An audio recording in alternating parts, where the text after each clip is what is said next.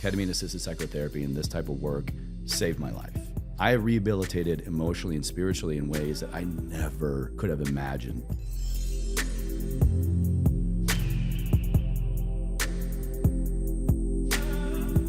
All right, Chase Chewning, what a treat. Welcome to the Commune podcast. Jeff, a pleasure. Thank you so much for being here, man. It's a beautiful place. Glad to be here. Yeah, and I'm thrilled that our wives had a chance to meet. They seem to have a good connection too, so much so that you brought my wife flowers. She's in Costa Rica, so I've gladly accepted them on her behalf. Jeff, you got a great bouquet now up in the kitchen. Skylar, I want you to know they were for you, okay? Sweet. So I'm excited to get into your journey, but before we do, I got to say, man, I've been listening over the last week to your podcast, Ever Forward Radio. Thank you. And it is just so well done. It is so thoughtful and so well produced.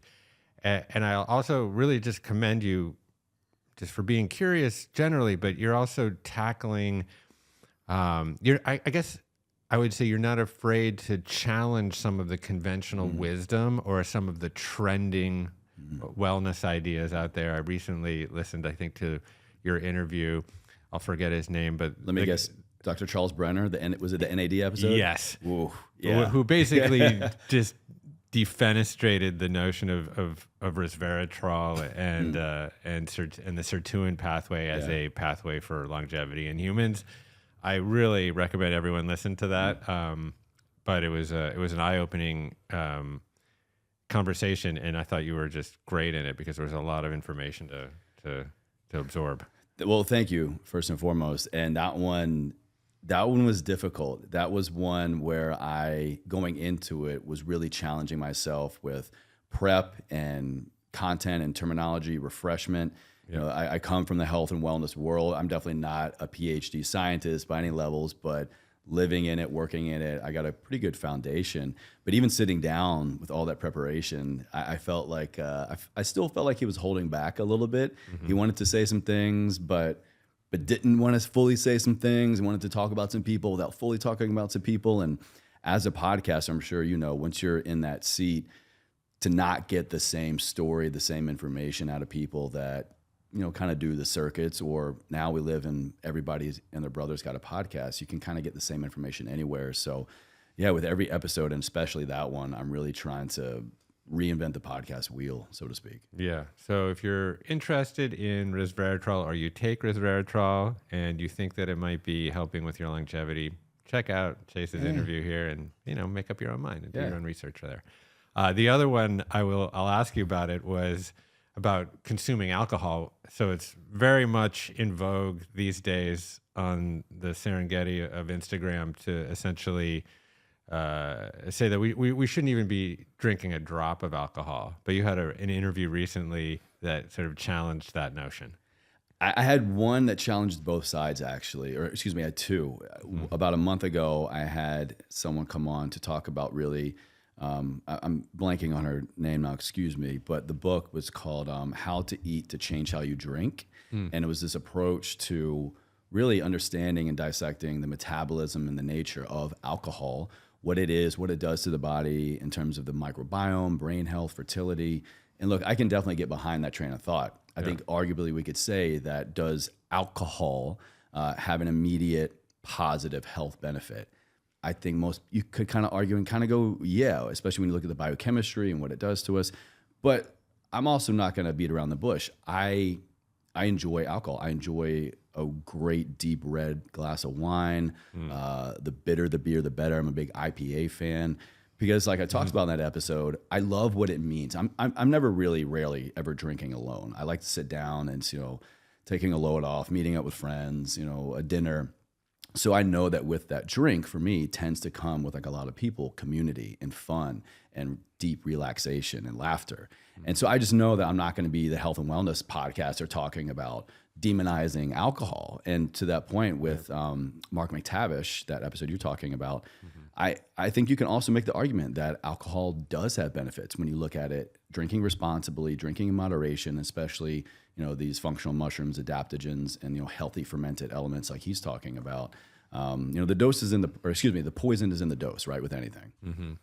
Yeah, one thing I'll say that you managed to do is you managed to hold two opposing thoughts simultaneously. And that really requires a really open mind. And I think it's really kind of lacking in public discourse right now. We don't see a lot of nuance. We don't see a lot of kind of moderation or middle path. It's easier to sort of ostracize to galvanize, et cetera. And the incentives on social media are generally like, well, I'm going to say the most extreme polarized thing. And that's those clips do better, right? Right.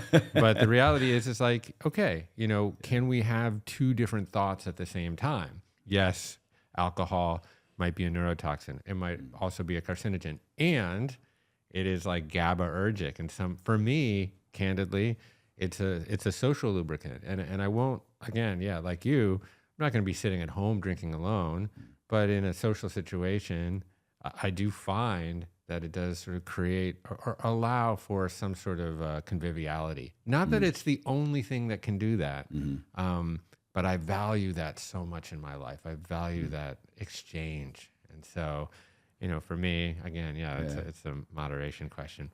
And it's also a kind of a unique disruptor. I think, you and I, we kind of live, eat, breathe, and run in a lot of health, wellness circles, and we really enjoy taking care of ourselves and our communities and our families. And sometimes, I don't know if you've experienced this, but I'll go to an event, a wellness event, a longevity conference, and everybody has all their drinks out, and it's water and functional mushroom this and mocktail that, which I love, but I'm still that guy. If they've got a free bar, open bar, or like a great wine that I like, or a beer, I'm the guy at the longevity conference drinking a glass of red wine or a beer, which kind of then gets some attention on me. Like, wait, you're drinking alcohol? What's going on here? Yeah. Well, I'll meet you there. We'll be in the corner, in the booth in the corner. And then there was another one. Oh, the nitric oxide episode that you did recently. And I found out Dr. Luignaro. You're a mouth taper. So can you talk a little bit about that? Is that a regular practice for you? And what is it?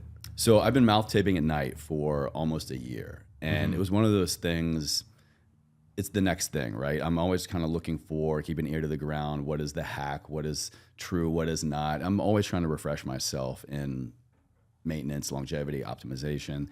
And so I'd heard of mouth taping for quite a while. And I never really got on board with it, but I got connected with somebody who runs a mouth tape company, and he sent me some, and I tried it, and it was coming from a guy that already prioritizes sleep the most, and I have for years. The way that the next day I had the most notable change in how I felt, my sleep quality, sleep quantity, I was blown. It was one of those things that you hear about, like, if you try this or do this, you're going to have an effect.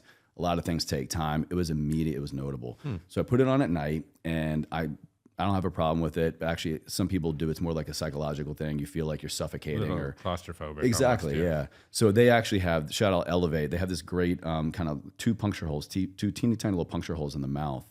And so if you absolutely need to, you could suck in a little bit of air. And they really thought about, the people panicking, because it's a quick little release tab on the corner. So if you do need to pull it off. So they really took into consideration a lot of this stuff. And for me, I woke up about 30 minutes sooner than usual. And I already don't set an alarm clock. I haven't for years. I go to bed at the same time, wake up at the same time. I woke up about 20 to 30 minutes sooner than usual, wide awake, energized, ready to go. And that just kept happening. So I was like, man, here's something that is giving me time back in my day, which who wouldn't love to have more time? But I was noticing I was feeling even more restored, even more energized, deep quality sleep. And I would measure it with my Whoop over here. And so I was seeing, I'm getting the same, if not better sleep. So I've been doing it for about a year now. And so, and to your point, excuse me, I found out through that interview with Luignaro that it actually enhances natural nitric oxide production. Right. So that's what I was going to ask you. I've heard, because I read like James Nestor's book, that essentially like nostril breathing is going to stimulate or activate nitric oxide, right?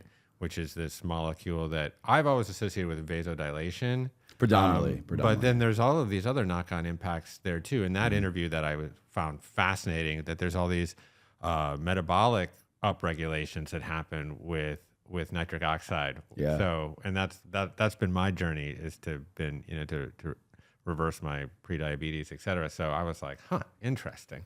Again, one little molecule does a lot.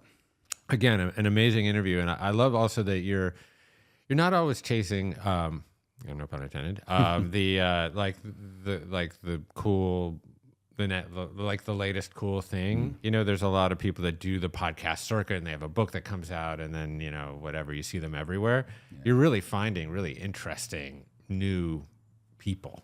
So little diamonds in the rough there. Thank you. Yeah.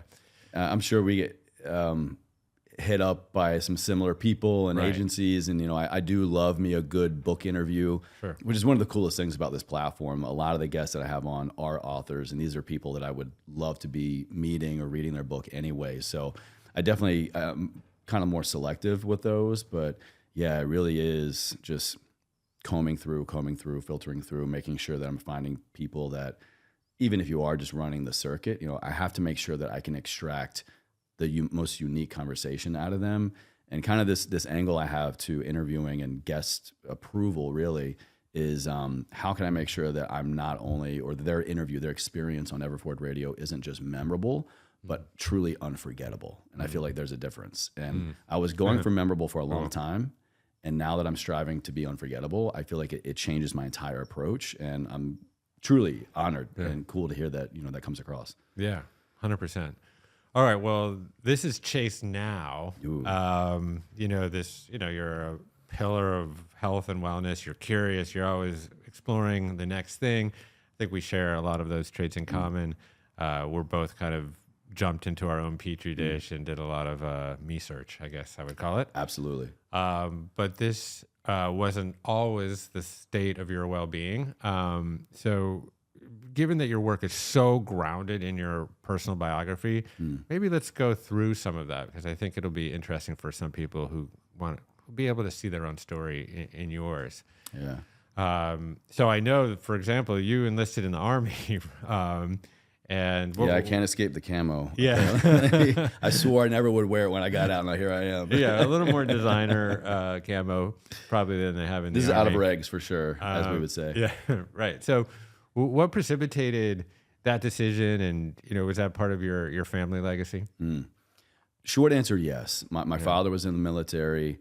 My uncle was in the he was in the Marines. My father was 101st Airborne Army. My grandfather was a World War II vet.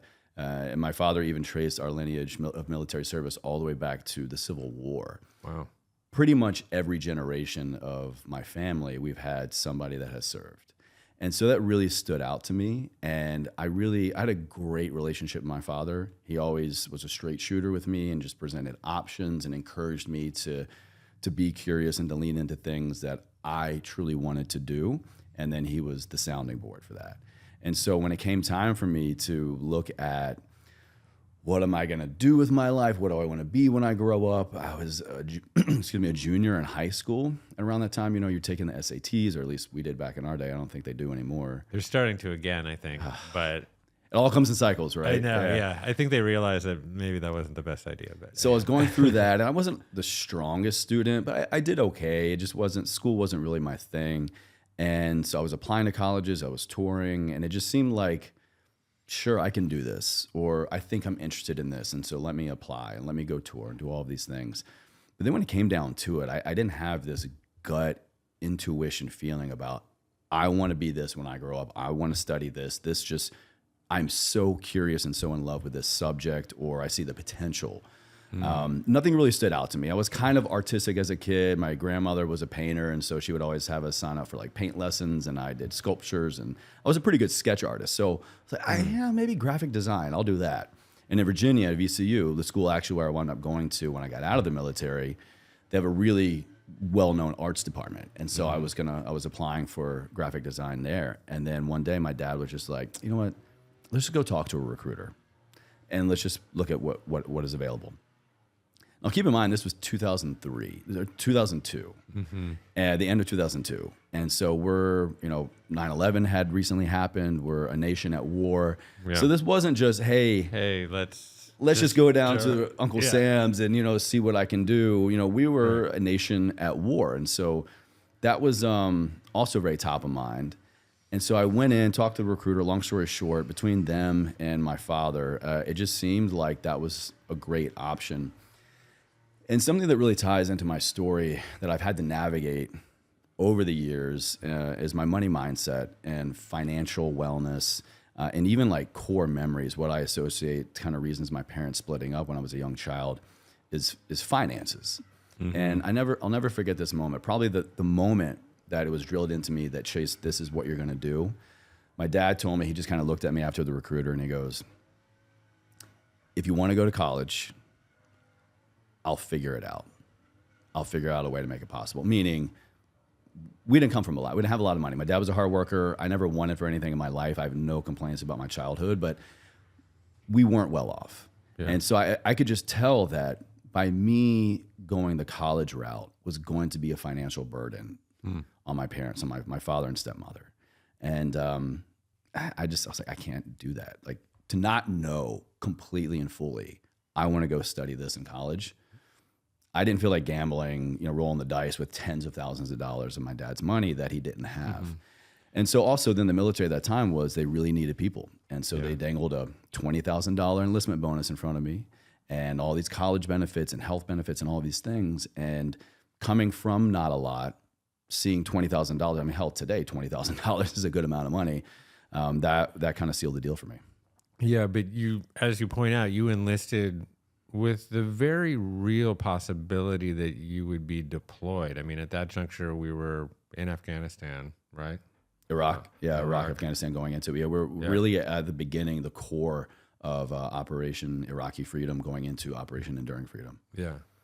So you enlisted. What was that like? I mean, unless people have had the experience of, boot camp and all of this kind of stuff that's associated with the Army, but kind of the lore of the Army, people don't really know. So what was that like? Honestly, Jeff, I thoroughly enjoyed it.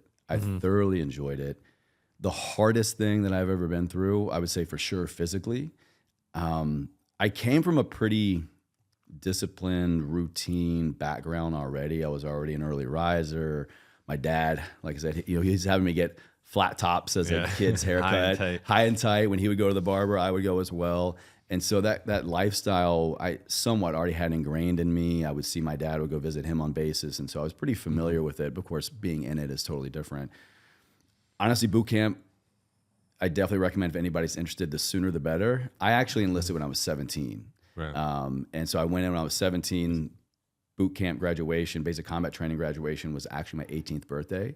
So it was the worst day of boot camp. We all thought we were in the clear and we screwed up. We screwed up big time and we got smoked.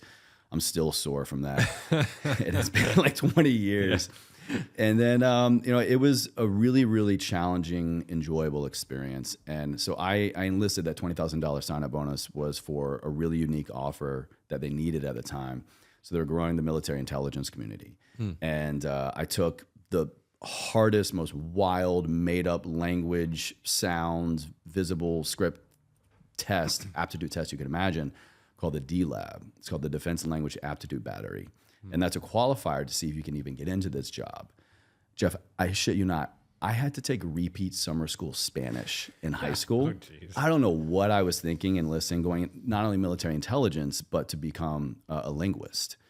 Again, you dangle a lot of money, opportunity, small town kid. It's like, I can maybe do that. Yeah, but also interesting and mind expanding. Yeah, exactly. So I took the D-Lab. Somehow I passed. Somehow I got a score. And they're like, you are most likely going to do well with Russian. I was like, I barely speak Spanish, but you know what? Let's do it.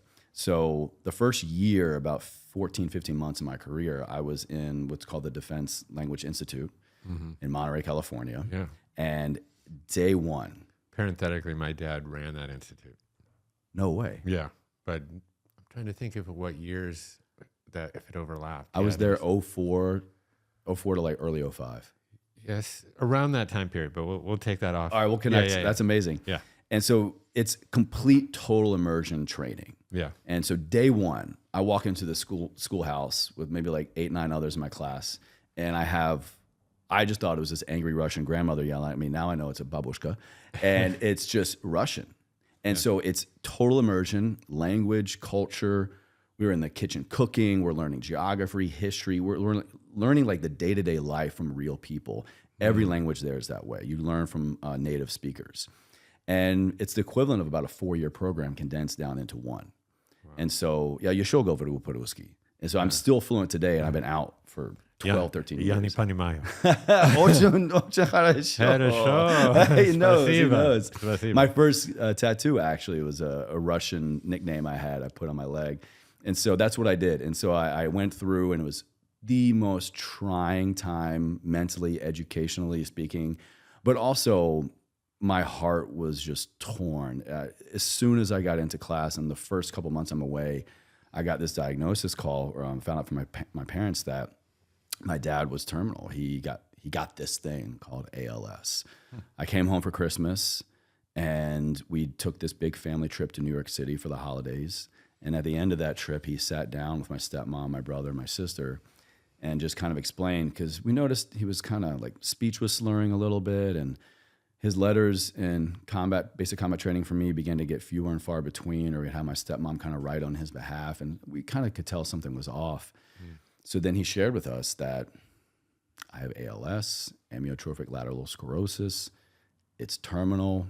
It's a pretty accelerated case. We don't know how much time I have, but the way things are going, he lost his speech, his ability to speak after a couple months. He became barely ambulatory a couple months later. And then he was in hospice in the hospital for the last probably like 4 months of his life. From diagnosis to when he passed was about an 18-month turnaround time. How old was he? When he passed, he was 43. 43? Yeah. My God. Which is barely 4 years away from me now. Yeah.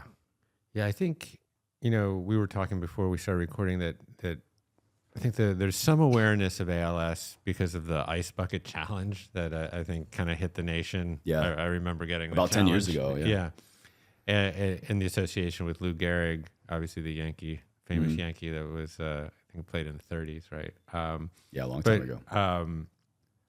But what is, I know ALS as kind of a neurodegenerative disease, right? So it degenerates like motor neurons such that your brain can't send signals to your muscles, and then your muscles eventually kind of atrophy and paralyze, and then you can't even, your lungs can't even function. So it's a really pernicious disease. How did it present that perniciously with your dad? I mean, was it just awful watching him go through that, or? Yeah, unfortunately, 18 months is not a long time. And there are some people that go years, by kind of prolonging their life in certain ways. My dad was pretty clear from the beginning. He was, oddly enough, and, kind of the biggest struggles I had with him in the beginning, or in this grief, was, why are you so okay with getting this death sentence? He was so at peace. And so, of course, what he shared with me and the family, who knows, in his own privacy or with my stepmom, my parents, but I was just blown away at how accepting he was of being told it's a matter of days, weeks, months for you to live. Wow. You were 19. I was 18 when I found out, 19 when he passed. Yeah. So I buried my father. I was 19. He just shy of his 44th birthday. Yeah, January 22nd, 2005. And so ALS, also known as Lou Gehrig's disease, one of the most prominent first big people to unfortunately have the disease. So amyotrophic lateral sclerosis is a form of sclerosis, not too far off the beaten path from MS and things like that. Right. And now I'm definitely no expert in the area, but having looked way more into the research a lot, I kind of see some parallels to what we now call, the fourth type of the third type of diabetes, right. Inflammation in the brain, inflammation in the body, just loss of neural crosstalk. And we now can see in cadavers, when we look at bodies posthumously, people of dementia and Alzheimer's and even MS can kind of see these patches of the brain that just seem to just have been turned off. They die. And so we don't really know why ALS happens. I went through the crazy, scary world of, am I going to get it? Is this contagious? Is it hereditary? Is it?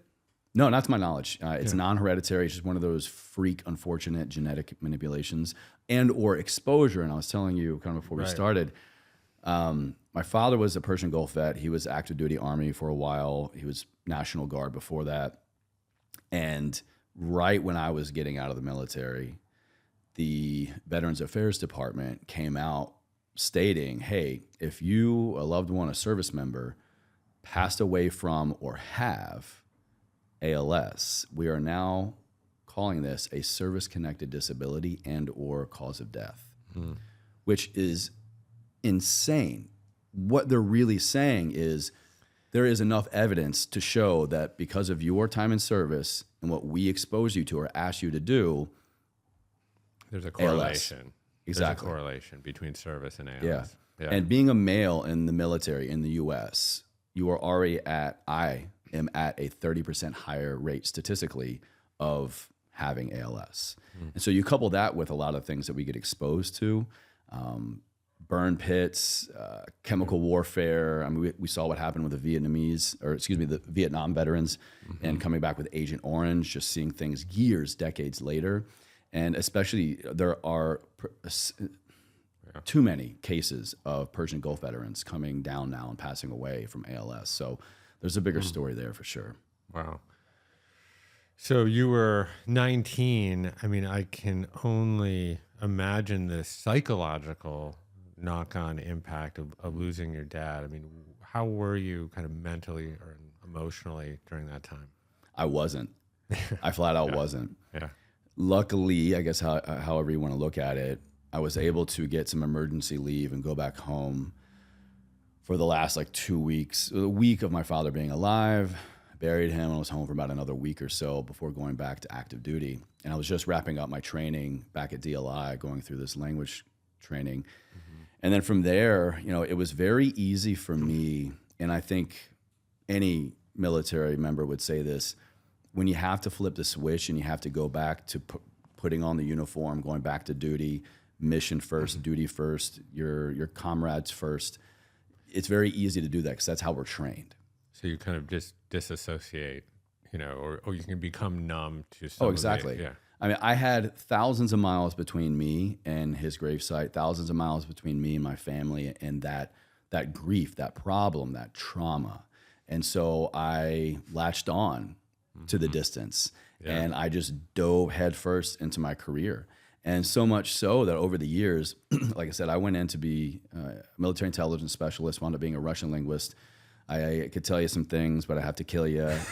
I ran that for, actually by now it's probably all declassified. It's been over 10 years. Yeah. But I did that for a couple years. I also ran some really, really, I don't know how to properly describe it, just the truest evil in the world you could ever imagine. Running military intelligence, running intelligence support missions for human trafficking, sex trafficking, people coming across the border. I was stationed in some various parts of Texas at the time, Mexico, South America, Central America, to see and to hear what people would say and how they would just talk about men, women, usually women and children, and what they were doing as if it was talking about a grocery list. I mean, I'm getting emotional thinking about that, and talking about my late father, I'm fine with, but just to see and hear and work around the truest evil in the world that you think is only in a movie, and to see it and work with it every day, it exists, it's pretty wild. And so I recognize that there's no, at least what I told myself, there's no time and there's no place for my problems. There's no time and there's no place to grieve or to go through this, because look at what's happening else in other places in the world. Right. And then on top of that, it became so easy for me to detach from processing that. I'll never forget this as well. I sat down. In the military, we have this thing called your birthday month checklist. And every year on your birthday, you got to go around to a couple places on base, and you update all your life admin stuff.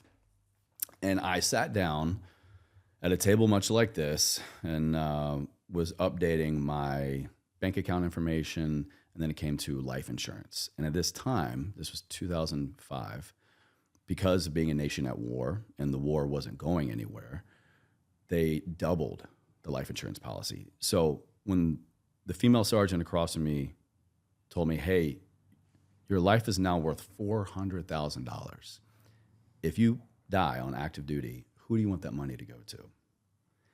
So I shared with you earlier, the biggest reason why I went into the military is because of lack of money. I chose this job because of $20,000. growing up, not having a lot of money, you know, seeing money was very interesting to me. I didn't feel like I was worth it, but I heard $400,000 and I go, all right, my dad's gone. The main provider of my family is no longer here. $400,000. My grandmother had to move back in with my stepmom. My sister was there. I just began to go through immediately and go, I could provide for them. I could provide for them. I could provide for them. And so at that moment, there was this subconscious switch that went off in me that went, your life no longer matters. And I began to actively pursue deployments out of my current job. So I was looking for options, ways to basically apply my trained skill set. Now, every day we're a nation at war, so there wasn't a 3-4 days that went by that we weren't doing some kind of training, weapons training, field training, going on, you know, field training exercises, war games, on top of all this other stuff. Military and peace, military and war, you're a lot busier and you're training very, very hard because the likelihood of you needing to, you know, fight like you train is very real. And so this was always top of mind. I'm like, you know what, between this, you know, I know all these people coming back from deployments and I could volunteer. Nobody's really volunteering, so this is gonna stand out. I began to train my ass off. I did everything I could to get promoted. Anybody who hears this, you know, knows the military career path will know that this is it's a pretty outlandish goal, but I actually made E6 staff sergeant in 5 years. It's a pretty damn difficult thing to do. But I did it because I was like, if I get promoted, if I go through all these trainings, I'm going to have a higher likelihood of getting picked up for deployment. And I don't care if I come back alive. I would rather come home in a box, wrapped in a flag like they buried my father, because that means my family will be taken care of. And I'll say I was never suicidal. I never had thoughts about taking my own life. But the idea of going out on the battlefield and my family being taken care of was more appealing to me than actually staying alive at the time. And, wow. And do you think that feeling, the origin of that feeling was such a deep concern and love for your family, or a lack of self-worth, or maybe a combination of both? Having gone through a lot of this work the last few years, unpacking this death and loss and trauma work, I've definitely realized that, yes, all the things you said in the beginning are the kind of the top of mind, easy answers that we go to of putting ourselves last and needs of others first, and call it nature or nurture, being the oldest brother, being trained in the military. I'm always thinking mission first, others first. But truly, truly, Jeff, I've realized that it stemmed from not having love for myself. How else could you describe actively pursuing being in the most dangerous, challenging job in the world and actively pursuing options to not come back from your job alive? Yeah. You have zero self-love. You don't know what love looks like, what love feels like to and for yourself. Yeah. And I mean, your situation is very acute. I think so many people, though, can relate to this idea of like, if you really knew me, you wouldn't love me.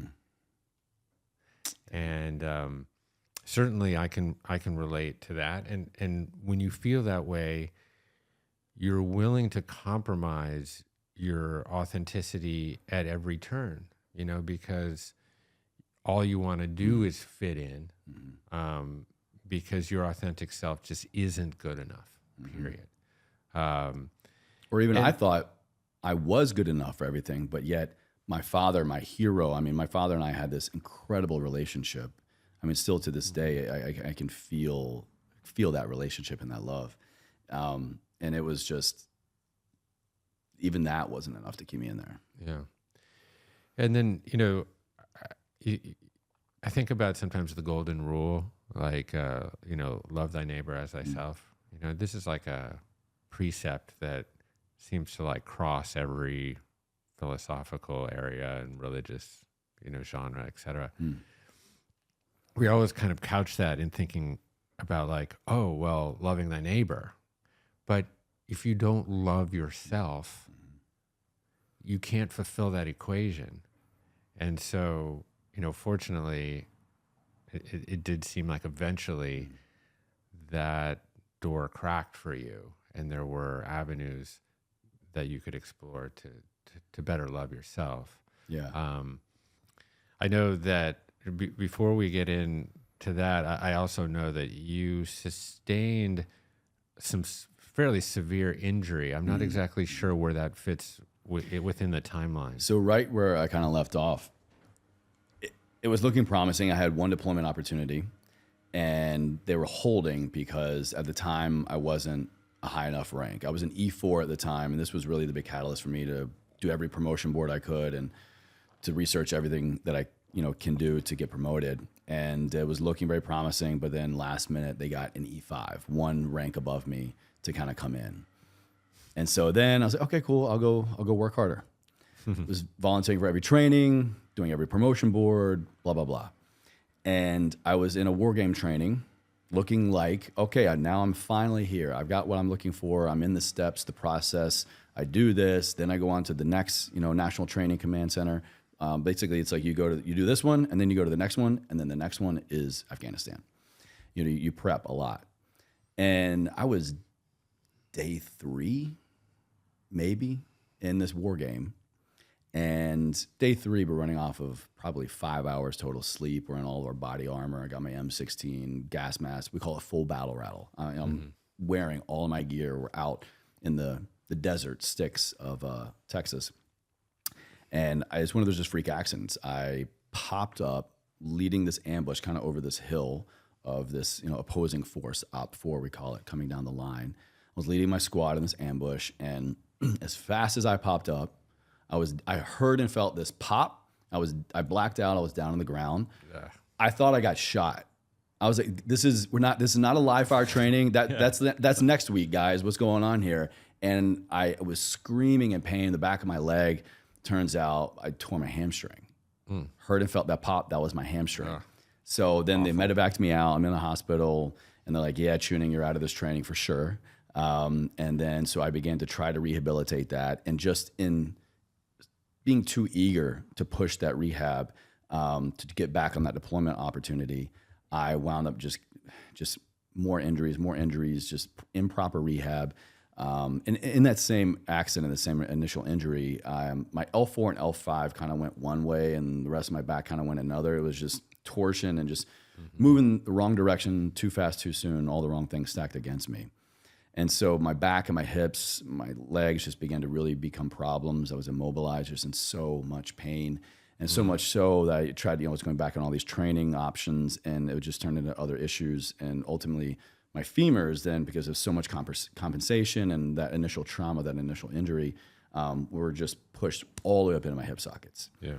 So I then was told that, hey, not only are you not going to come back to this deployment opportunity, we're actually taking you off of this base, out of your job, transferring you to a medical hold unit where for the next maybe 2 years, you're just going to be a patient. Oh. So I had both of my hips completely reconstructed. They did what's called femoral acetabular impingement correction. And at the time, it was very intrusive. I've got about 13, 15-inch scars from the top of my quad up to the top of my glute, where they would do one side. And I'm in the hospital for days, bedridden for weeks, rehabilitate, really learning how to walk again. And about 8 to 10 months later, when I could walk fully and I could load bear, walking without support, they're like, okay, Chewning, cool, you made it. Now we're going to go back and do the other side. So they break you, like true to military form, man. They break you down, build you back up, and then had to do it all over again. And then ultimately, I suffered an injury to the second surgery, had a pretty bad labrum tear shortly after that surgery, but it was too soon for them to go back and do anything about it. And it just never properly kind of healed. And so, you're broken to us. So I was deemed non-deployable. And that's a death sentence in the military. If you're deemed non-deployable, you have no use to them. So I was then actually medically discharged at 23 going on 24. Wow. And so kind of this visual I have is I signed out of base for the last time. I've got a cane in the seat next to me in my SUV, and my wheelchair is strapped to the roof of my car. And I just leave Texas. I leave Brooke Army Medical Center, and I just begin driving home back to Virginia to start life over again, really. Wow. Yeah, so that's kind of, I joke, my family loves to serve, but apparently nobody can make it. My father, like I said, he was a Persian Gulf vet. He was actually in a helicopter accident, and very similar to what happened to Orlando Bloom in Black Hawk Down. The helicopter's hovering over ground. The helicopter has to drop suddenly to avoid incoming fire, but the rappel line that the guy is going down drops, and so he hit the ground. Same thing happened to my dad, and then so he got out. His back was screwed. So we would love to serve, but just can't quite make it for some reason. Wow. Yeah. I mean, I think we've connected on this subject before, but when I was 41, I had a total hip replacement on the left side. So there's a significant, they used to go posterior, like through your butt, but by the time they got around to me, it was like they could go anterior. So through less tissue, but it's still nice, like a gruesome, it's a gruesome operation because they essentially have to, for me, they had to like dislocate the hip out of the socket. It's a surgical dislocation of the femur, and in my case, they shaved down. They're like doing like arts and crafts, saws. And I've looked at the surgery on videos, and it's wild. Yeah, it's wild. For me, they just took the top of the femur off, and then they put a titanium stake in, and then a cup, and they put it back. Then they relocate it. And then, Jeez. And you always hear about these surgeries being, oh yeah, you're up, you're back on your feet the next day. Well, now they want you to. Yeah. Now I talk to people now who go through the same or similar thing. Like, my physical therapist came in after anesthesia wore off, and they had me walking around. Yeah. I was like, bro, it took me 20 minutes to walk assisted to the bathroom 3 days later. Yeah. For me, it was not pretty, but just to underscore, the recovery the difficulty of the recovery process, and then I know our procedures were slightly different, but then to have to do it again, man, I couldn't even bear the thought of it. That was gnarly, and so that really took away any possibility of me pursuing what I was trying to pursue of deploying and thinking I'm solving that problem for my family. And another thing that I've kind of correlated is I mentioned my father had a diagnosis of 18 months.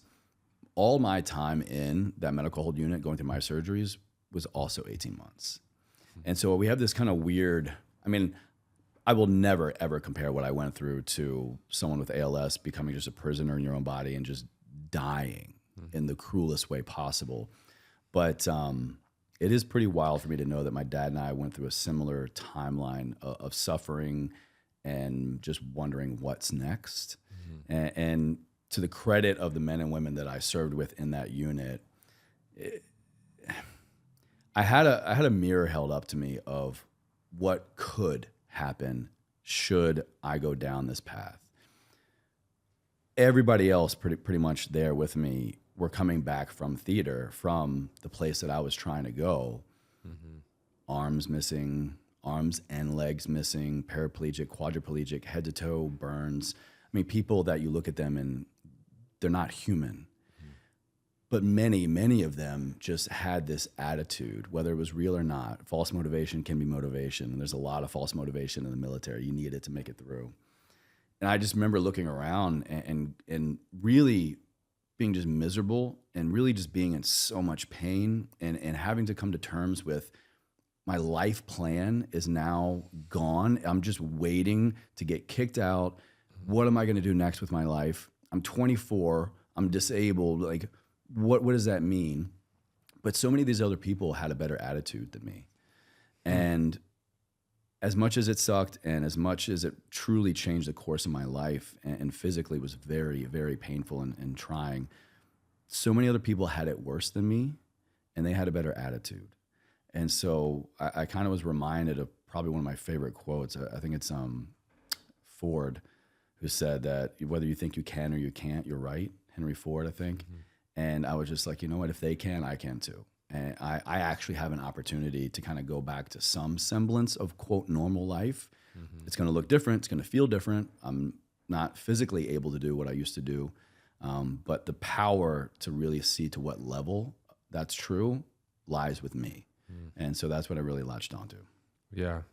Okay, so then you're 24, you've been discharged, you're managing a disability, you've lost your dad, you pull back up into Virginia. How does Chase Chewning turn his life around from there? I took about 3 weeks of downtime before enrolling in school. the same school I was originally looking at going to for graphic design before the military. All my family was back in Virginia. Most of my family was in Richmond. And so having just gone through this loss, I wanted to be more around family, which is a whole nother podcast around how I wanted that. I inserted myself into my family. I made sure that everybody was taken care of and was going to navigate this loss with them when nobody asked me for that. But the school was very appealing, and I knew that this can't be it, physically. Yeah. And so I began to look at their program. They had an exercise science program. And I thought that maybe I'll go learn the human body. Maybe that, coupled with going to the hospital, going to rehab, all of this continued care, maybe that could help me. Maybe I could get off of this cane sooner. And so I had my mom, I'm 24 years old, help me. I'm hobbling around campus, signing up for classes, going on this tour. And I have to think that a lot of people, maybe even some of the professors, were looking at me, you want to study what? Exercise science? This is exercise physiology, biomechanics. We're studying the human body, human movement. Most people go into physical fitness, training, healthcare. You're sometimes a wheelchair, you're hobbling around a cane. Like, what are you going to do? And I realized about halfway through that program that I really loved it, and it helped me. I found fitness. I latched into unique ways of strength training and integrating strength training and a lot of different things into my rehabilitation. And I was doing things that not only would I never thought were going to be possible again in terms of day-to-day living, but also being active.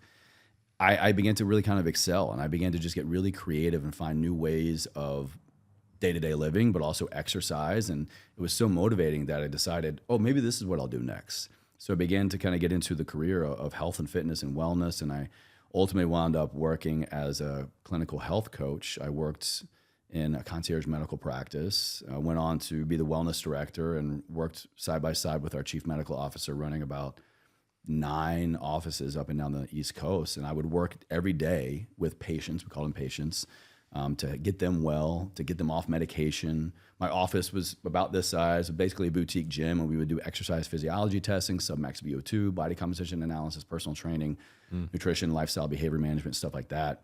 Cool. And I loved it. And it continued to help me become literally stronger, physically, mentally, emotionally, spiritually.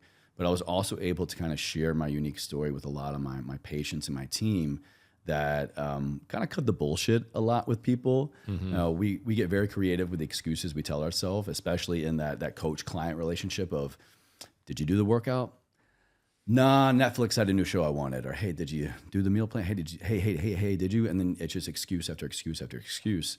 But once I was able to kind of connect more with people and really lower that I'm on a pedestal because I have a master's in this stuff and you're here paying me. Once I kind of began to connect with them and humanize, become more humanized, and let them into more of my story, I realized that as much as it was helping me, it was helping other people not just lose the weight, not just increase their VO2 max, not just insert whatever surface level goal, which is great. We all need them. But it showed me what other people had gone through. And the reasons why they weren't living their best life, why they weren't feeling their best, why they weren't making their health a priority as much as they should or wanted to. And sharing what I went through and kind of showing them that, I might have some answers for you, some things you can do, but ultimately we got to get you connected to you. We got to get you connected to the things that you're running away from. We got to get you connected to whatever is the barrier to entry and adherence for your goals. That is where I really shined, and I loved that work. And yeah. But can I ask you something? Because there's this recurrent theme in your story where you're always focused on helping someone else. Sorry to bring that up. Yeah. Were you helping yourself during this time? I mean, clearly you've managed to heal your body now. What were you doing at that juncture to first heal your physiology? So I thought that I was helping myself by helping other people. But there's a big difference. There's a big difference. But to answer your other question about, kind of helping myself heal physically, I found, like I said, I found fitness and I found strength training, weight resistance training. This was kind of at the surgeon's, resurgence or this big uprising of social media fitness, YouTube fitness. And at the time, my brother actually, who still does it, he's a very big, pretty prominent in the fitness YouTube space, YouTuber, and he had started a channel. And so we were very, very much around. I started a YouTube channel as well. And we were very much around a lot of these people that were just so locked into fitness, particularly in our world, powerlifting, compound heavy training. And I truly found salvation in the deadlift and the squat, things that I never thought. Doctors told me, you will never do this. Wow. And they helped heal me. I became so much more strong and capable and physically resilient. Now, of course, I had to really tiptoe my way in, but by doing things that I never thought I would be able to do again and doing things that were told to me were impossible, I found my life. I found salvation. And so then also coupled with, I'm helping everybody else do this, I thought that I was helping myself. But man, come summer 2015, the body will check you. And the body checked me. And I reached this boiling point of suppressing and keeping all of the other than physical rehabilitation work aside, and all of the not dealing with grief and loss and dad's death, and just constantly helping other people, not myself. I didn't know what was happening to me. I would just black out. I would find myself steering into a ditch. I would have these triggers, these weird things. I would have somebody on top of me resuscitating me after watching a death scene in a movie. I would have to be escorted out of movie theaters. I was undiagnosed PTSD. And I was having these panic attacks, extreme panic attacks that were just seemingly coming out of nowhere. And it was so frustrating. I kept telling myself, but you're so healthy. You're doing things that you never thought you would ever be able to do again. You've got this great career. You just got promoted. You're moving up to DC. You've got this great girl. Around the same time, that great girl was like, hey, we need to go on a break. I got all these panic attacks. Things were going sideways in my job. I was having the most frustration and friction with this company I'd ever had. But it didn't make sense. I was like, I'm doing all the things. And I wasn't. I was taking care of others, and I was only focusing on one part of this meat suit. And so after the worst panic attack of that time and being resuscitated, luckily, the girl I'm talking about was a nurse. And so if there's ever a place to black out and go unconscious, it's around a nurse. We're married now. We're all good now. Yeah. And she looked at me and she goes, you're not taking care of yourself. What is going on? What is happening here? Why am I only just now seeing and hearing about this? And I began to kind of tell her what happened, what that trigger was, and what was going on with me.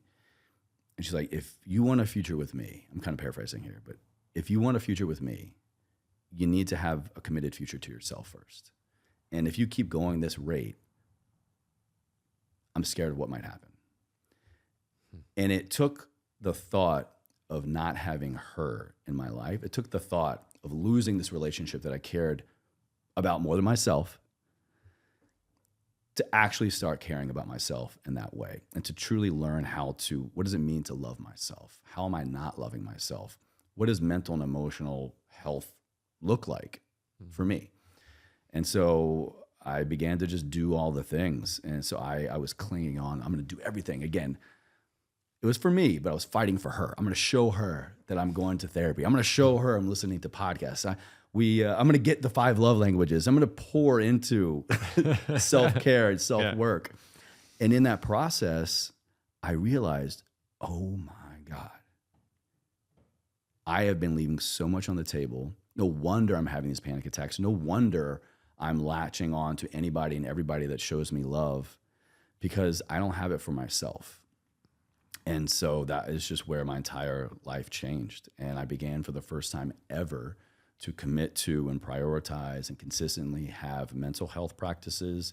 I went back to therapy. I began journaling, got into podcasting, and quite literally because of all of that, of losing the love of my life and having the worst severe panic attacks in my life and everything going sideways, how I found what I'm doing now. I began to kind of discover these conversations on audio called podcasts.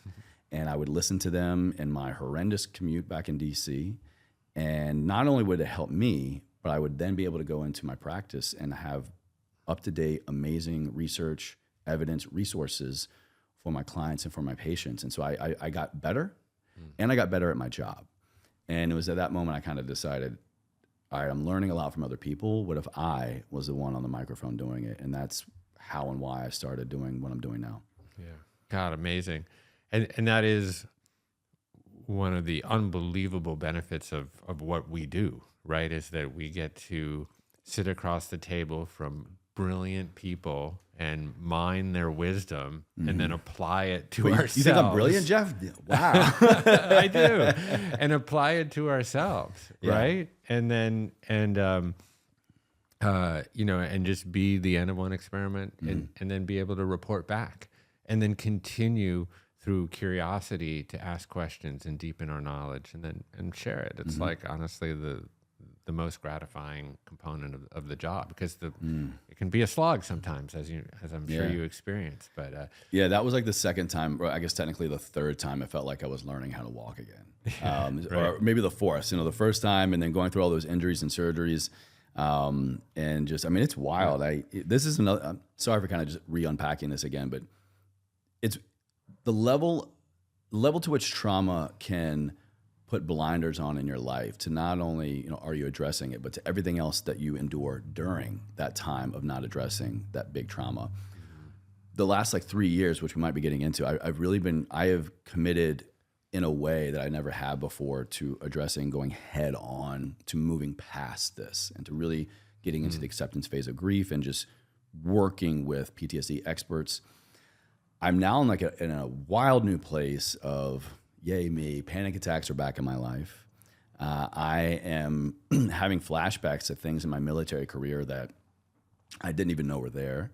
I'm having flashbacks to my time of these surgeries and waking up in the hospital and just for weeks and months just staring at my legs going, it'd be cool if you would move. It would be nice if I didn't have to have live-in help to get me from the couch to the bedroom, or to take 30 minutes to do that, and just to get my life back. And I'm realizing you're having these experiences now. Yeah, and I didn't realize I'm having these flashbacks and these visualizations that are now humbling me and bringing me back to my knees and back to panicking again in ways that I never thought possible. And do you think that that's because you've now actively decided to excavate the part of you that was frozen? Wounds can heal, but they can also scar over, right? And when they scar over, I have a number of scars. When you touch them, you can't feel it. They're numb, right? And so are you working through what was once numb? And is that why these things seem to be bubbling back to the surface? Or what is it, you think? What I kind of think is happening is for 15, 17 years, I spent so much of my time and energy not focusing on the biggest traumatic event that happened to me, and that was the death of my father. That once I finally did, and I worked on that for it's been about 3 years now, just immense training and therapy and help and work. I am in such a better place with that now. I have conversations with my dad every day. I talk to him. A couple of years ago, I would not have been able to have this conversation thus far about him. Right. And I'm in such a better place now. I don't know if it's as much of, the scar, but when we're dealing with a wound, right, and the scar is healing, the rest of the body still goes on. We're still experiencing a lot of other things. And I'm realizing how much of life I was experiencing and how much of other big T, little t traumas and things that were happening in my life that mattered. But at the time, were not as significant as what was going on with my father. So now it's like I've gotten that taken care of and I've moved past that. My body, my heart, my soul is like, okay, thank God. Hey, we've been waiting. We got this list of other things over here that we have been dealing with and you have not. So boom, here you go. Here you go. Yeah. And I shit you not, Jeff, January 22nd of this year, 2024, I was in a car with my wife, my brother, and his fiance. And we were driving back from my hometown of Roanoke, Virginia, visiting my dad's memorial with family, his 19-year memorial. And in that car ride from Roanoke up to DC to the airport, all of a sudden, I was hit with this wave of panic and fear And I was taken back to really this moment I was sharing with you earlier of my life being worth $400,000 at that life insurance meeting. And all of a sudden, it was all of those years of everything else that I had not addressed, but I had endured. All the things that my body was just waiting to share with me came flooding back. And unfortunately, I'm having the most amount and most severe panic attacks in my entire life. I'm back in therapy. I've got a lot of great new tools to kind of help me navigate this, but at home, in the gym, in restaurants, here I go again. Honestly, not really driving a whole lot. I've had one while driving, getting on the highway. I don't recommend that. Yeah. And so I'm at a place now of like, man, I thought I dealt with this. Yeah. And the thing is, like, I have dealt with the thing that I wanted to work on, but that doesn't mean that there are a lot of other things that I experienced that need attention as well. Yeah. Well, I think as you are acutely aware of, healing is a process. Like, we never really get whole, you know? Wholeness is this thing out here, and then healing is the process of moving toward it. And so every day we can align ourselves with that process. And every time you've been at rock bottom, you've found a way to crawl out through that commitment to loving yourself. And so, you know, I don't know where you are today at this moment. I mean, we seem to be good, but I have like complete confidence that you're on that journey moving towards wholeness. Thank you. And so I know that you've been experimenting with different kinds of therapies. I think some ketamine-assisted therapy, right? A lot of ketamine-assisted therapy. Yeah. What's that like? Just to critique your question a little bit, what is ketamine like?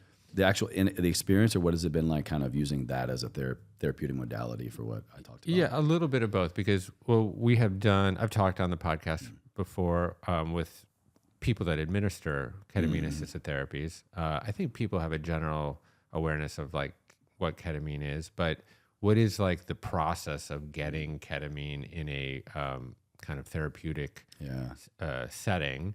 And then how do you kind of integrate that experience into your healing process?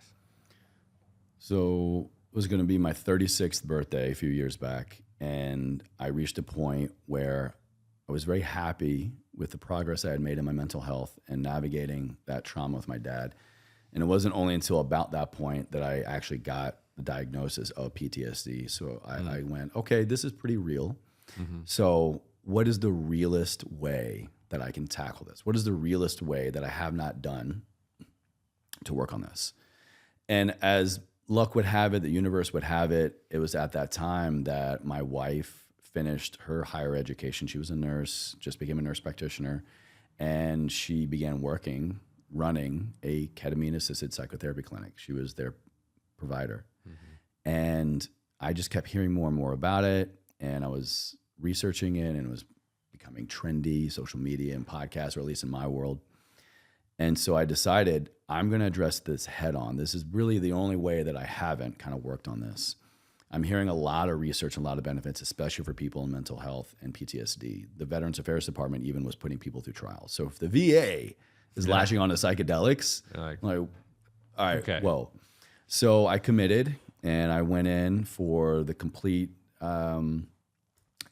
integration and ketamine-assisted psychotherapy. So you meet with a therapist, you go through traditional therapy, remote sessions, online sessions, in-person sessions, and then you come in for the medicine. And so it's a combination of traditional therapy, then going into directly getting the medicine. It's administered at this clinic. They did it intramuscularly. And then so you're there with the therapist, and they kind of guide you in. You're very intentional, very focused. You're in a very safe container. So I felt very, very safe, and I felt in a great surrender point because I'm here, my wife is here. It's very weird to have your wife inject you with ketamine and go, have a nice trip, baby. And then your therapist steps in like, what's happening?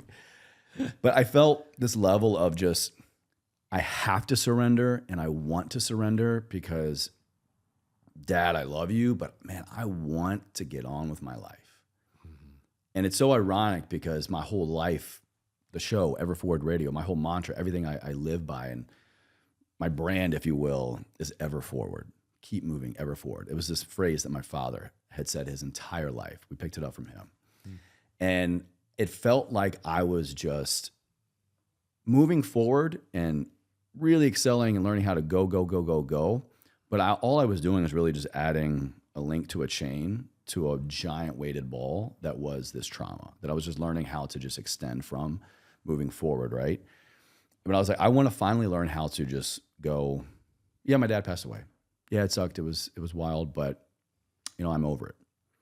And it's a weird thing to say out loud, but I think this final phase of grief and of acceptance is something that was so appealing to me. And I knew that I needed help. And I knew that this was going to be very hard. But with all of that research and scientific evidence and my wife now working with them, I finally had this level of trust in a medical system, a healthcare provider that I hadn't had ever, to finally sit down with me and to navigate that. But also, I was at such a newfound level of trust and love for myself. It's one thing to surrender, right? But to truly surrender and know that this doesn't mean that you're just dropping into the river of life and that's surrender, right? And you're good. It's surrendering to a commitment of this is probably going to be the most difficult but most necessary work of your life. And so that's what I did. I went through multiple sessions of ketamine-assisted psychotherapy in clinic. And then over the next about year to year and a half, I was just doing it all remotely through my provider.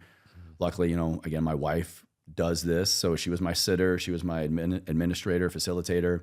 And that's what I did. And it just kept chipping away to the point to where I can sit down and talk about it with you now. Yeah. Well, yeah, setting is so important. And man, how lucky you are.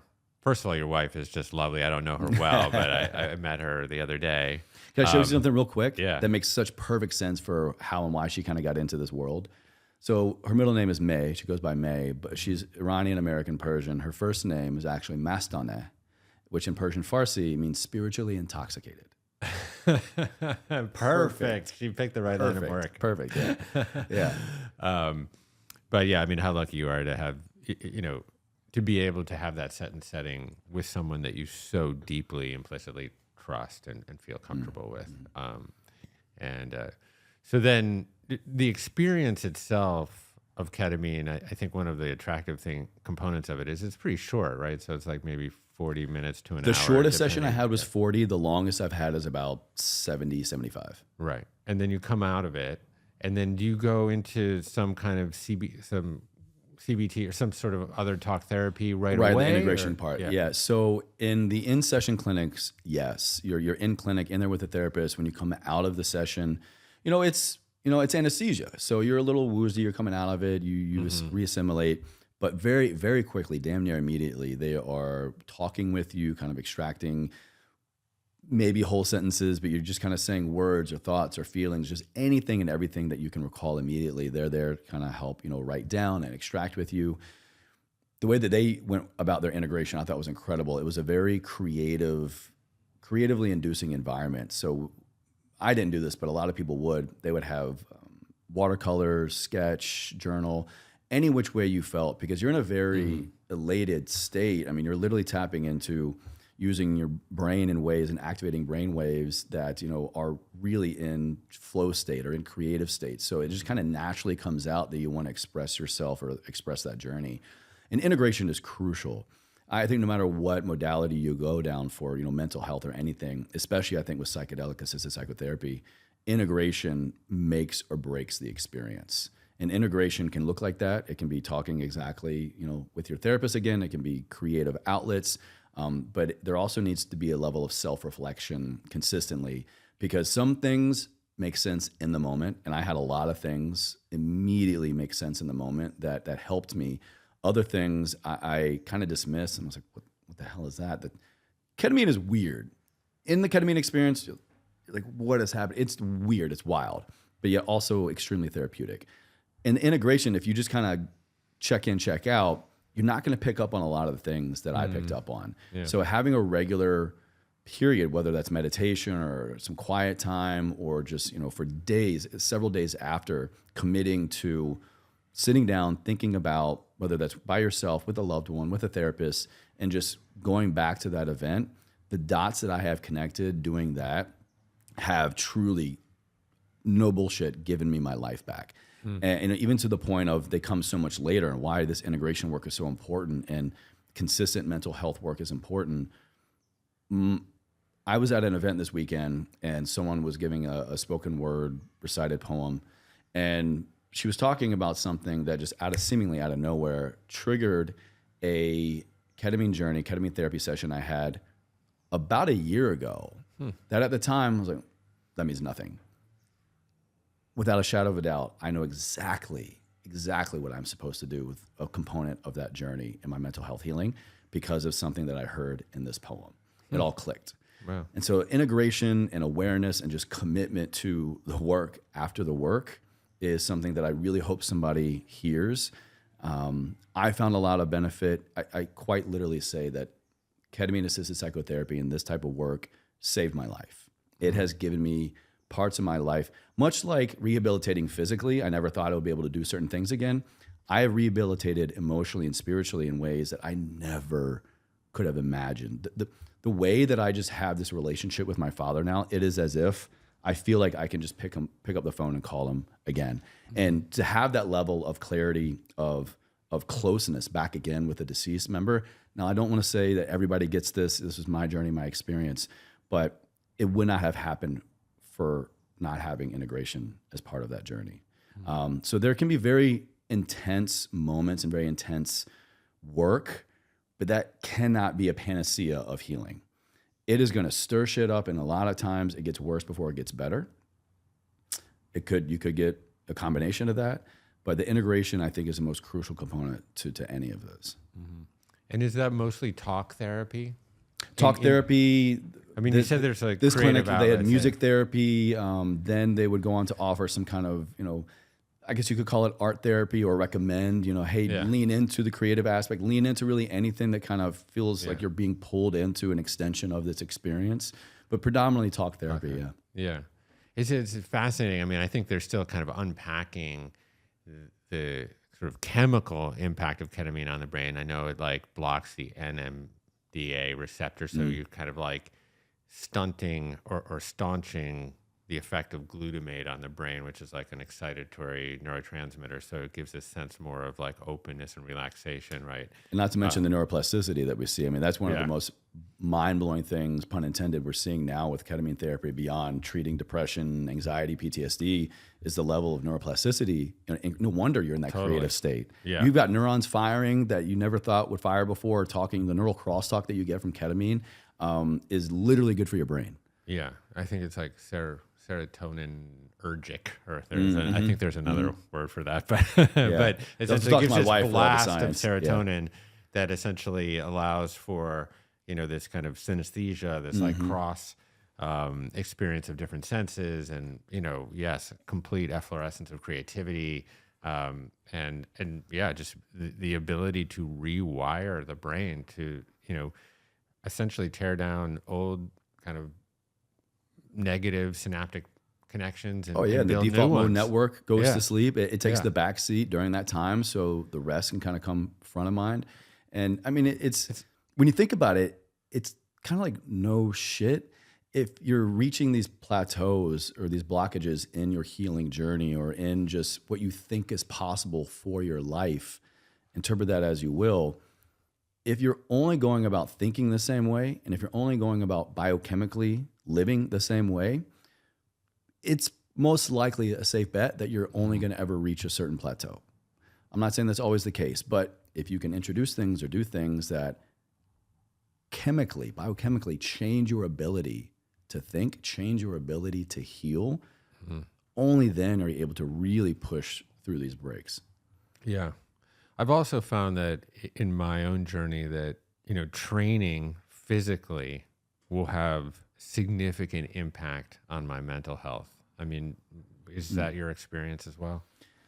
If I go on the fourth day, if I go 4 days or more without working out, the level of, I'm not body shaming anybody, but my own kind of self-loathing, and then like I just feel so gross, and I feel disappointed, And also kind of just having this background of working with people in this capacity, I go, this is how it starts. It's 4 days now, or you come up with an easy excuse. I'm busy, I'm traveling.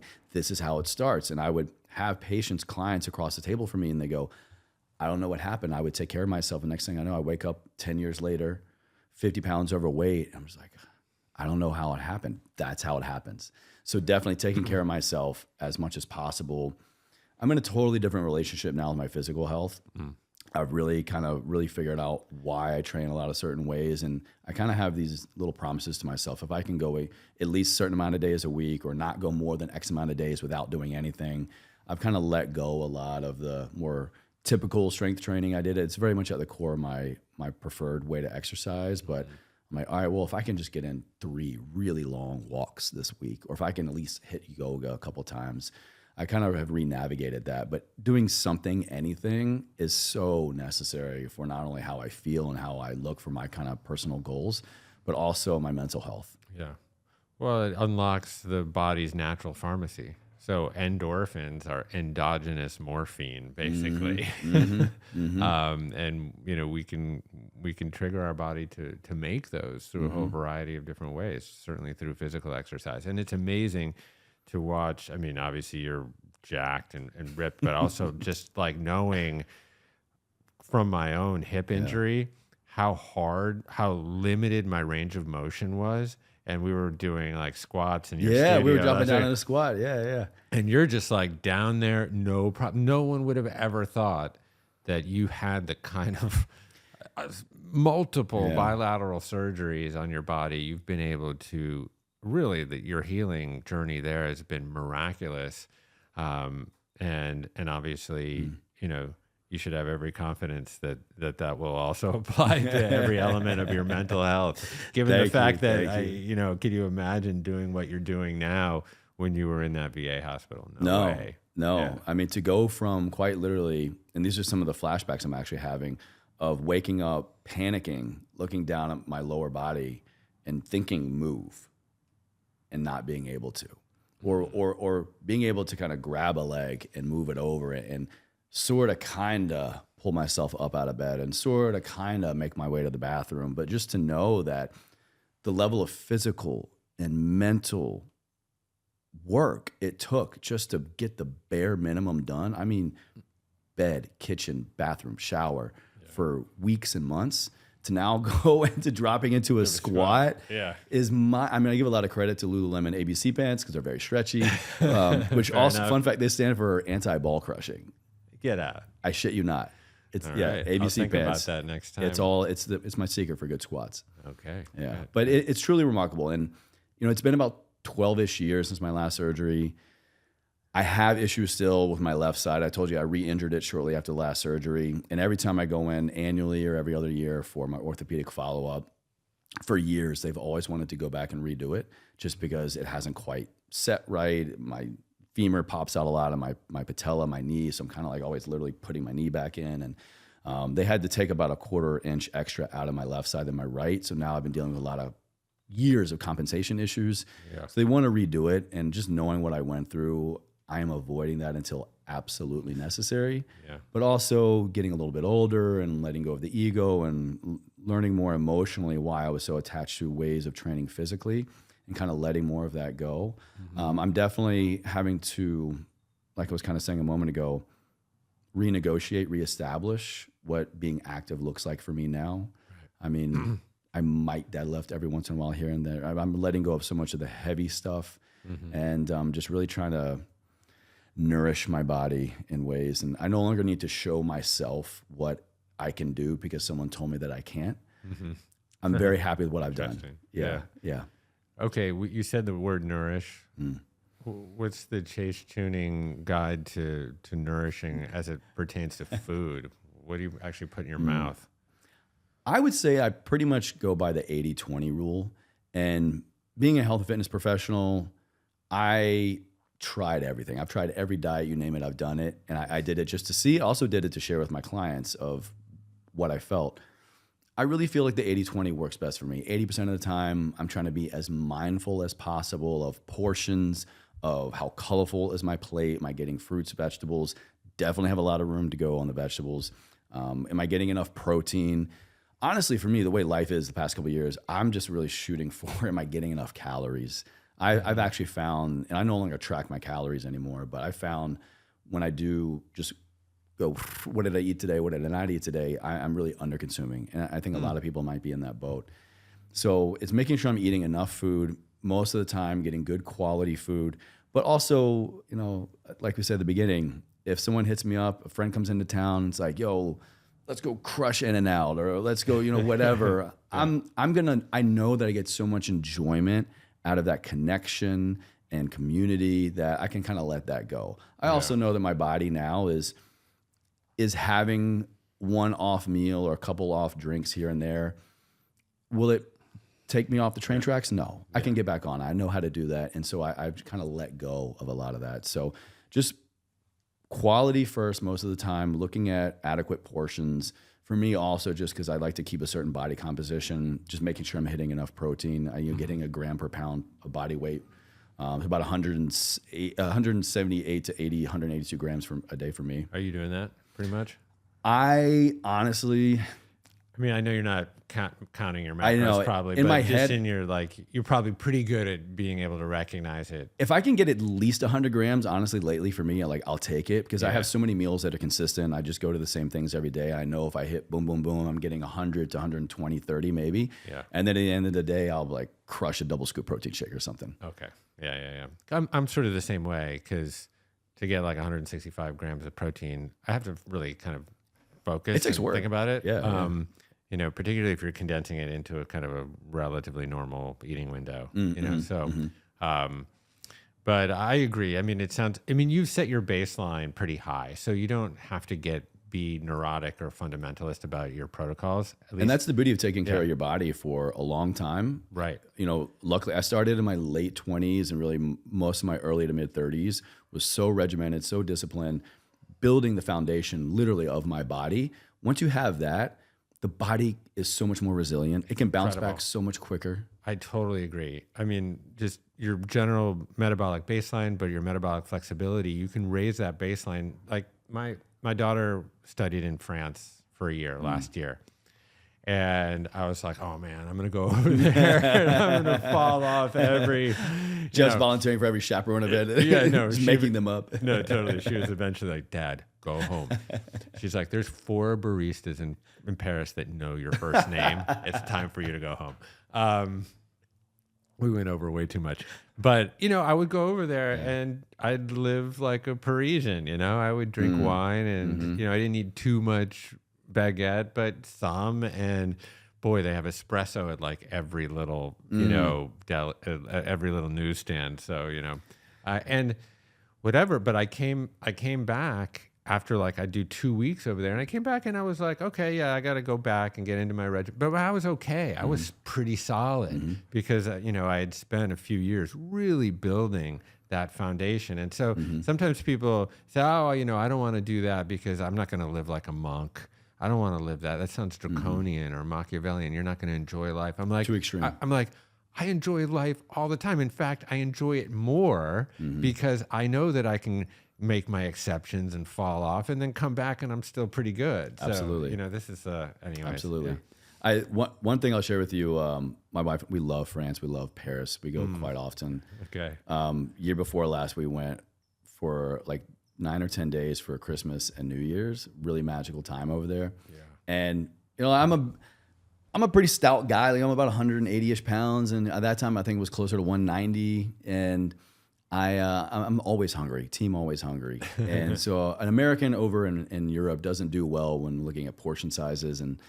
But I got to say one thing, especially in combination with nourishing your body, there's a level of appreciation that I think a lot of us are disconnected from or can be easily disconnected from to our food, and just taking it easy when we eat. The example that comes to mind is one morning, I wake up early. I got up before my wife. I walked the city and I just happened across a cafe, as one does in Paris. And I go to order an espresso, and it's pretty common to, when you order an espresso, you only get a single. Right. They don't come in doubles. The American way is espresso. I want a double. Give me a venti. Hook me up to the main line. Yeah. And I immediately noticed this friction that I had of this disagreement of like, oh, I want a double. I'm used to a double. I have to order 3 now. Yeah. Like Chase, don't be that tourist. Right. Don't be that American.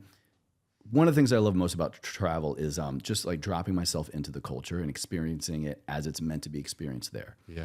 And I stopped myself. I opened my mouth to like order the double.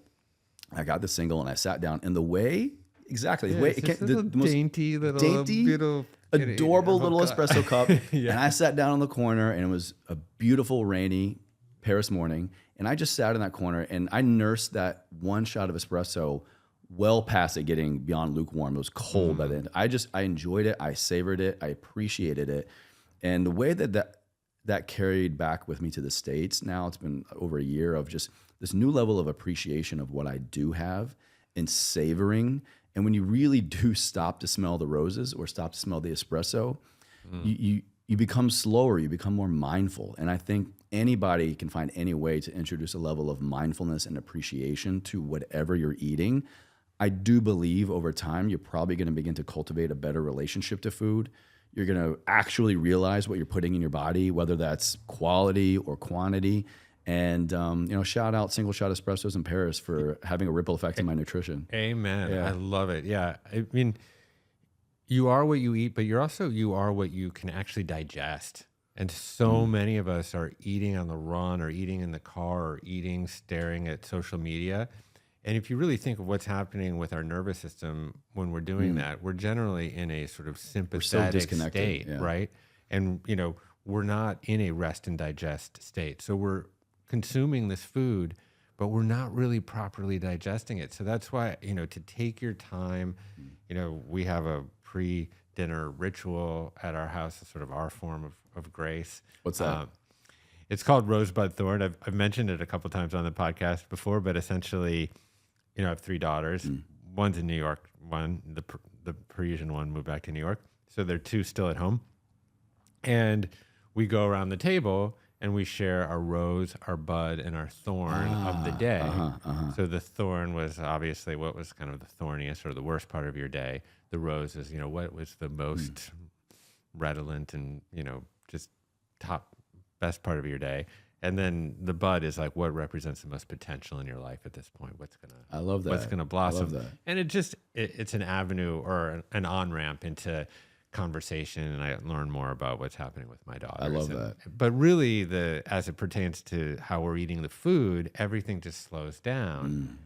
And, we savor things and we hang out around the dinner table longer, where, otherwise if we just ate, we'd be there for like 10 minutes and be like, just scarf it down, move on to the next thing. I mean, there's a level of disconnect and lack of presence I think we have in so many areas of our life now in the modern world. But I mean, truly, I don't know, maybe there's a study out about this, but man, if you could just slow down, increase the duration of time you spend on every meal, but start with 1 minute, move it up, a few more. I really do feel like that would probably change a lot for your health. I bet. I mean, you just got to think for our metabolism or the way that we absorb food from our small intestine to our bloodstream. If we slowed down that process, right? Well, just logically, you wouldn't get like crazy glucose spikes or whatever. Just because you're chewing more. Yeah. You're getting it way more ready for your digestive tract and juices to actually break it down, to actually not have to do the job that your mouth is supposed to do. Portion control. Actually, I do recall, I'm probably going to butcher this a little bit, but there was some studies I found years ago looking at the correlation and or causation of heightened cortisol stress in people, and I believe it was either trying to lose weight, lose body fat, or just look at how much weight is put on by having the same calorie, same diet. Totally. People in the higher stress state, meaning they're eating in a higher stress state, not mindful, not paying attention, just super high cortisol. Even though the same diet, same calories were actually, I forget if it was either they were not losing as much weight as the other group who was lower stress, lower cortisol, or they were actually putting on more weight.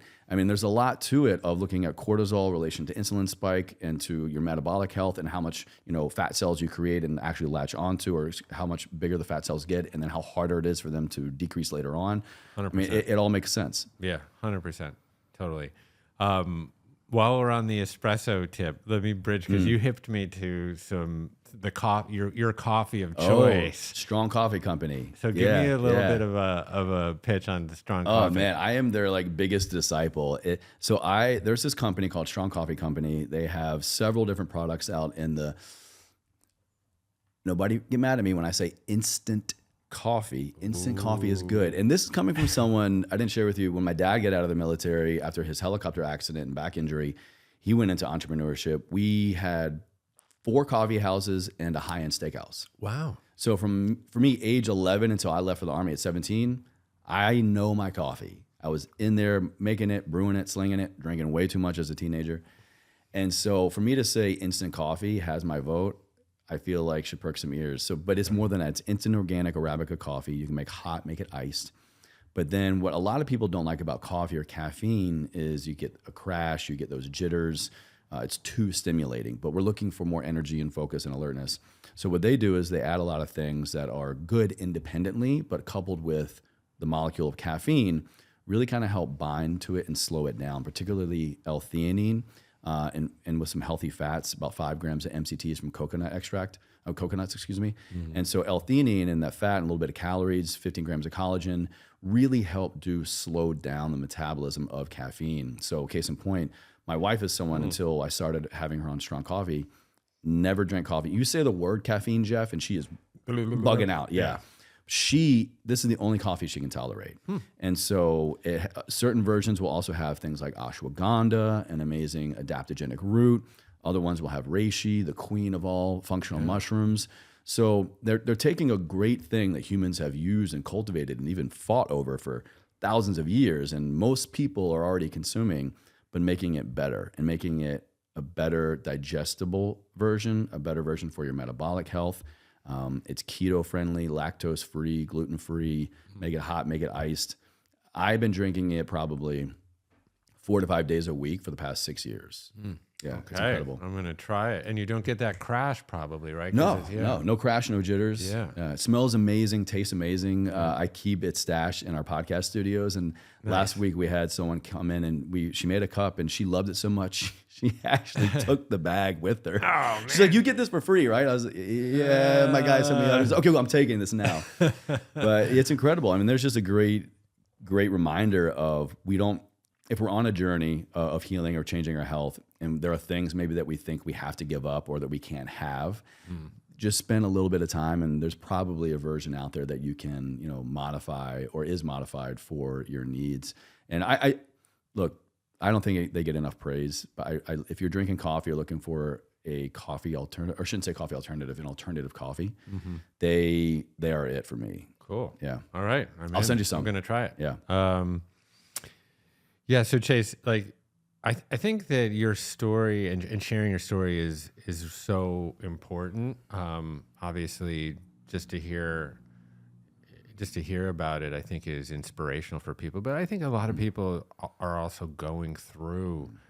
I mean, there's this word that I discovered last year called sonder. If you know this word, it's sort of this realization that everybody else, even strangers that you see on the street, are experiencing a life as vivid and as intense as your own. Wow. It's it's a beautiful concept to connect to. And I'm really grateful that you're willing to be out there and talk about your story in a vulnerable way, because I do really think that it inspires a lot of people to be able to heal themselves. And so I don't have it figured out, by the way. No, I mean, like I said earlier, I thought I did. I made it through over this big hill, and now I'm being humbled again, and just being shown that just because I got over something or I chose to work on something doesn't mean there aren't other things there that don't also deserve respect and attention. So that's just the beauty of life. Yeah. You figure out one thing and you're back being n equals 1 of something else. Yeah, I mean, there's no real terminus to the physical, psychological, or spiritual journey, really. There's just, the journey. Mm-hmm. We're only guaranteed the work, right? That's it. And anyways, I'm going to turn the tables on you a tiny bit, because I know that at the end of your podcast, which again, Ever Forward Radio, everyone's got to listen to this podcast. As I told you at the beginning of the show, it's my new go-to. I really, really enjoy it. And I'm going to probably steal a few little techniques because take it. Because it's really thoughtfully put together, the way that you just kind of present all the guests. But I want to ask, what does ever forward mean to Chase? Because I'm sure you've heard lots of other people's renditions. My, how the turntables. Yeah.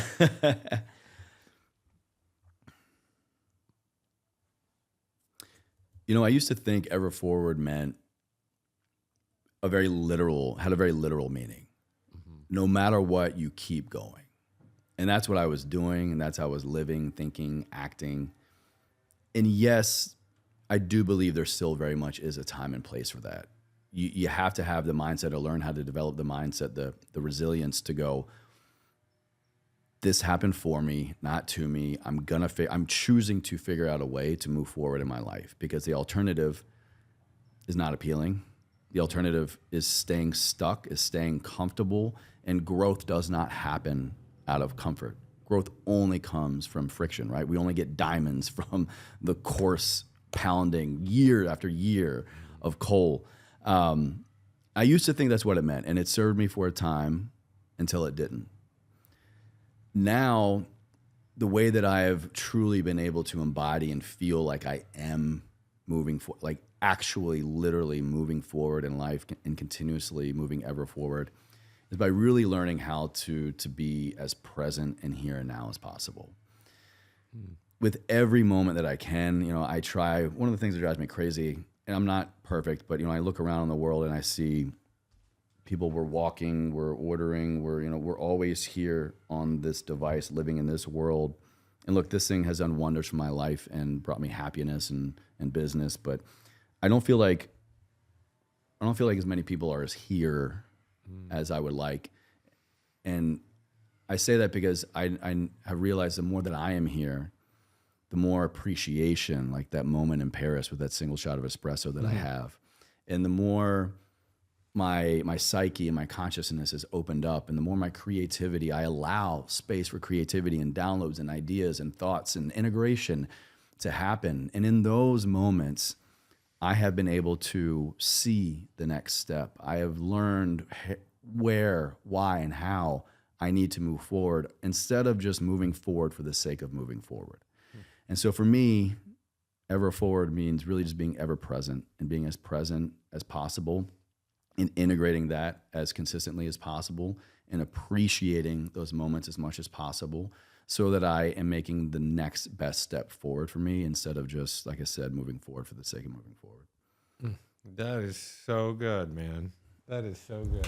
Thank you so much. You're very welcome. And I owe a lot of that to people like you, to the people that I have the pleasure and honor of sitting down with on my show. And, I ask the questions, and I have my format and I have my preparation, and, it is a business. And so I turn the wheel on that machine, but I also move ever forward through you, through the other guests, and through continuous learning and curiosity, and fully surrendering every episode, every time I sit down with somebody for that hour, 2 hours, to go, okay, Chase, you got all these great questions. Maybe they're great questions. You did all this preparation. You're here, you're now. Be here and now. That's it. Be here and now. Yeah. I don't know where a friend of mine said this. I don't know if this is his original thought or not, but be where your feet are. Be where your feet are. And I think the more that I can do that, I can see where I want my feet to go next. Beautiful. Chase, thank you so much for coming. I truly appreciate it. My I truly pleasure. appreciate you and all your work and our burgeoning friendship. I'm just glad to be here, man.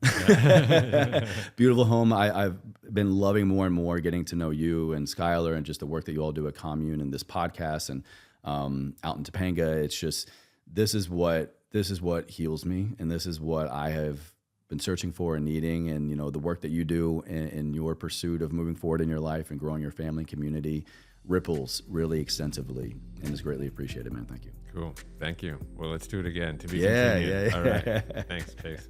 Hey, thanks a lot for watching. If you enjoyed this video, then I think you'll love this one too.